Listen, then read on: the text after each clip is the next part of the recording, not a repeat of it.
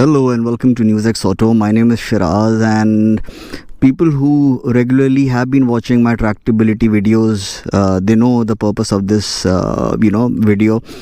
And for those of you who are coming here for the first time, see, this tractability video will give you an idea of the lowest speeds possible in each gear without lugging the engine. All right. Now, of course, there are many reviewers like, I would say, brochure readers masquerading as reviewers like ICN's Yogi, who do not know this concept. Okay, they would, even in their car reviews and bike reviews, they would encourage you to lug the engine without even, knowing what lugging the engine is. For example, he would say that, in the TVS 310 RTR 310 video, he said he was cruising at somewhere in around 13 or 14 in third or fourth gear. I mean, come on, I've made a separate video on that, take a look. And in the Honda Elevate video also, he said that you can I was cruising, like he was cruising at 8-9 kilometers per hour in third gear. No, you should never be doing that. So let's talk about the Pulsar N250. Okay, and see, tractability essentially starts from the second gear, but as has become the custom, and people want to know what speed it maintains in first gear without any throttle. So that would be and that would depend upon the gradient as well, but yes, it hovers between 7 to 9 kilometers per hour depending upon the gradient. So I would not waste time here. Let's quickly take it up to second gear. And okay, so even if you leave the throttle in second gear, it actually maintains anywhere between 13 to 15 kilometers per hour. Now, although you would not be able to make it from the video right now, it's a slight decline over here. Okay, so again, you leave the throttle in second gear and it would maintain anywhere between like 13, 14 and maybe sometimes even 15.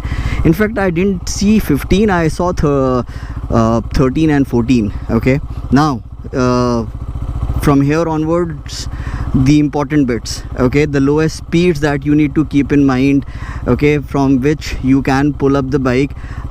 And if you go down below these limits, you need to downshift. So although it is maintaining 14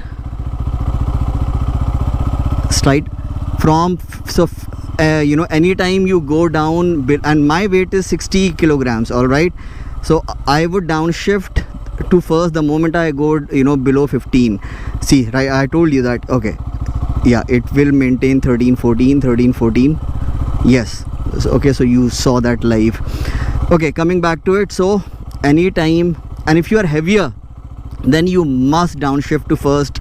Okay, especially on speed breakers, do not slip the clutch in second gear. Do not especially if you're riding two up. All right, see, while taking a turn, it is okay, because while taking a turn you would not want you to downshift to first.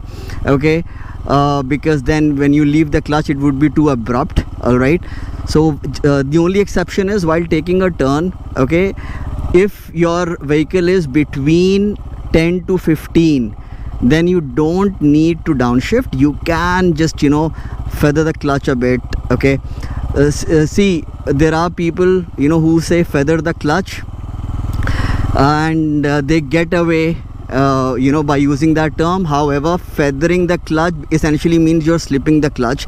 You should never be doing that. Okay, and if you can find a way, in fact, let me try to show it to you. So for example, I'll come to second. Okay, and okay, so I can either do this, or if I see, that is abrupt, right? So you would not downshift, okay, on a turn, like I said. So but then if your speed goes below 10 kilometers per hour in second gear, please downshift to first. Okay, between 10 to 15, either you can, so ideally you should have the clutch fully out. Okay, Let me quickly reach that turn and show it to you. Even if that means this would be a long video, slightly longer, but why leave anything to anyone's guess? Okay, second gear, you don't do that. See, okay, so yeah, you can turn at 15, you can turn at 12, 13, and it might happen that you have to brake a bit and then take the corner at 11, 12, and then for just a second or two you would need to slip the clutch a bit, and that is okay.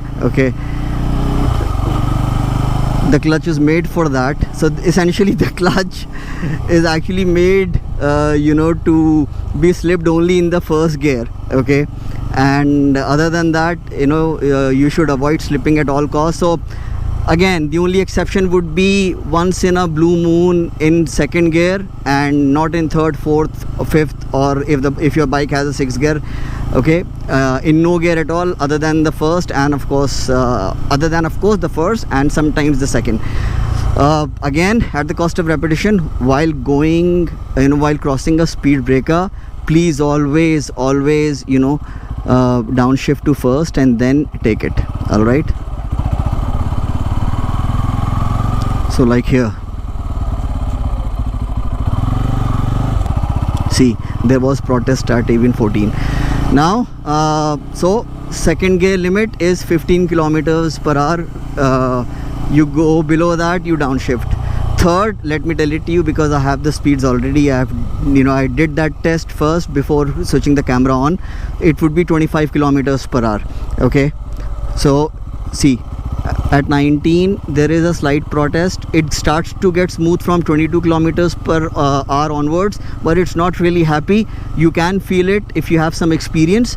25 kilometers per hour onwards, it gets smooth, and I would reckon that even if you are 70-80 kgs, 25 kmph would be the limit.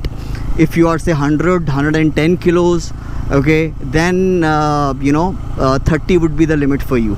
Okay, or say for example, if you are two riders, okay, 60 plus 60, 60 plus 70, I would say for third gear, do not go below 30 kilometers per hour.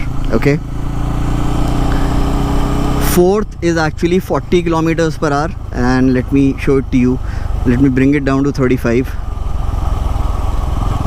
Okay, so okay, now the bike is not protesting. Let me tell it to you that. Okay, so now there is a protest. The bike is not happy. Now it starts to get smooth. 40 is the speed where it gets beautifully smooth. So 40 would be the lowest speed in fourth gear. The moment you go below that, downshift.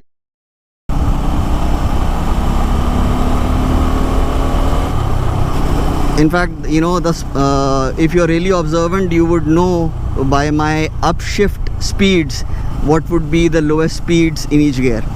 So if you did not observe that, that's okay, I'll tell it to you. See, in fifth gear, the bike is okay, there is a protest, okay, from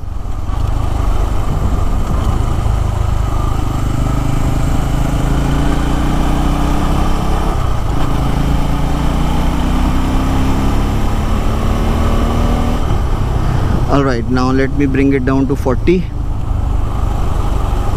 See, 40 was for fourth, right?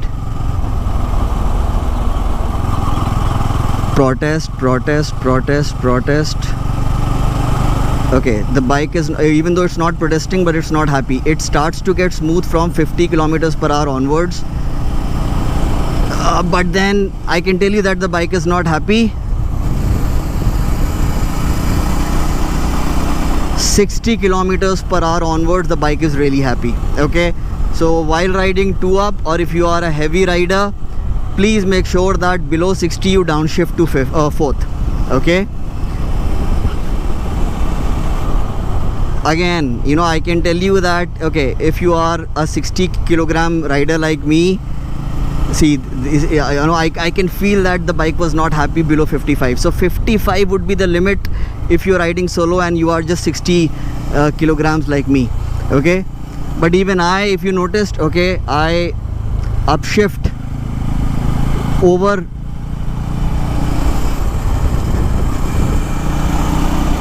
60 kilometers per hour in 5th gear to 5th gear. All right, so I'm in 4th, and I'll take it up to 60, then upshift to 5th. So there you have it. Okay, you ride like this, and your engine will thank you. Okay, your bike will thank you.